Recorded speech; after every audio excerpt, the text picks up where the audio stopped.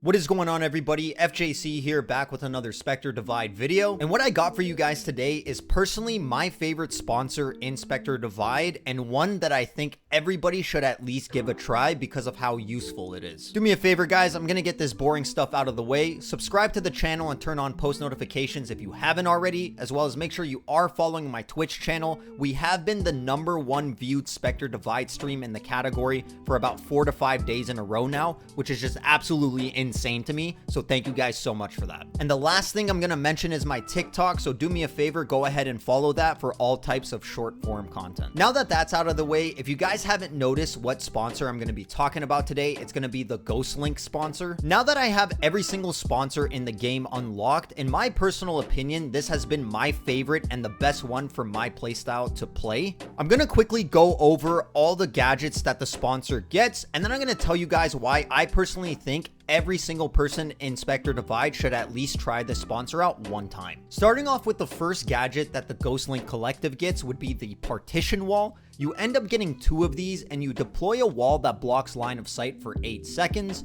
The wall is not stopped by terrain, and touching the wall slightly blurs vision, and it takes 45 seconds to recharge in between both walls. The partition wall is extremely useful when attacking or defending a bomb site. I personally use it a lot to cross lines of sight on a bomb site. For example, if you're going out B main on Skyway and you want to put the partition wall to cross to elbow, it's great for that. However, you do have to take into account that it is easily spammable and you will get one tap because there is nothing to stop bullets. The next gadget that we have is the dupe. You instantly deploy a dupe of your current body. It lasts 5.5 seconds, and additionally you leave a dupe behind you when you puck throw if you have a charge remaining. So basically what that means is if you still have a dupe in your inventory, meaning you've purchased one or you got one from a loss bonus, and you throw your Spectre puck in another area, it will create a dupe for you wherever your Spectre's last location was.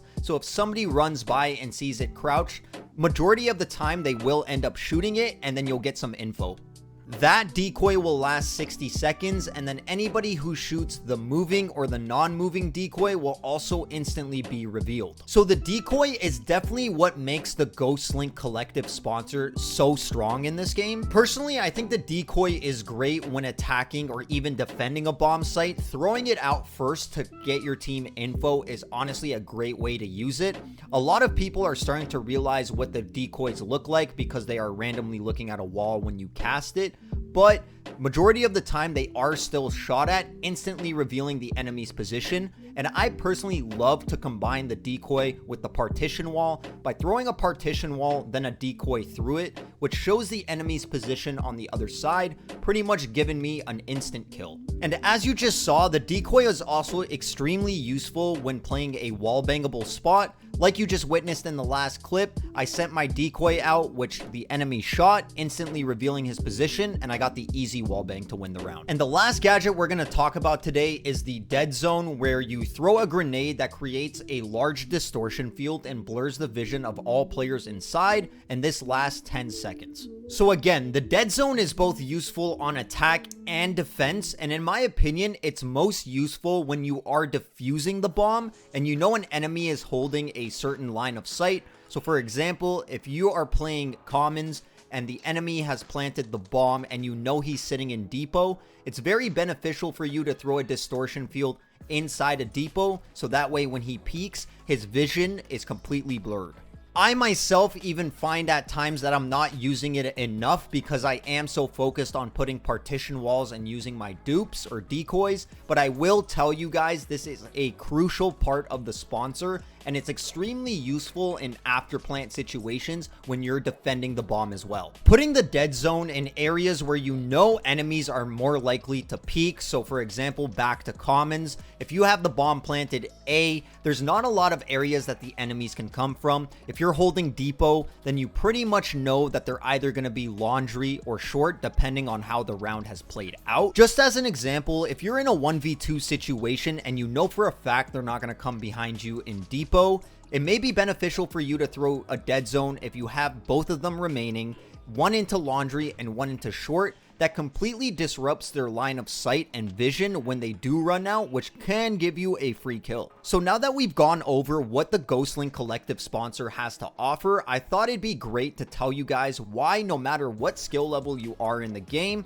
you should try this sponsor out if you haven't already. Now, I know some people may complain about the fact that this sponsor is locked out of the gate, but I'm not gonna lie to you guys, I did not pay to unlock this sponsor, and I unlocked it pretty fast. My first reason for using this sponsor is there's currently 3 sponsors in the game that have a level 1 difficulty. If you guys haven't noticed, when you're at the lock-in screen in Spectre Divide to pick your sponsor, it also shows you a difficulty 1 out of 3, 3 being the most difficult, 1 being the easiest. And those sponsors are Pinnacle, Bloom, and of course, Ghostlink. And that's why earlier in the video, I mentioned no matter what skill level you are, using the Ghostlink Collective sponsor is going to make for a great experience. And in my personal opinion, learning how to use the partition wall correctly, as well as certain angles to throw your decoy in, as well as learning when to throw your dead zone grenade, is actually going to benefit you in terms of learning game sense towards the game.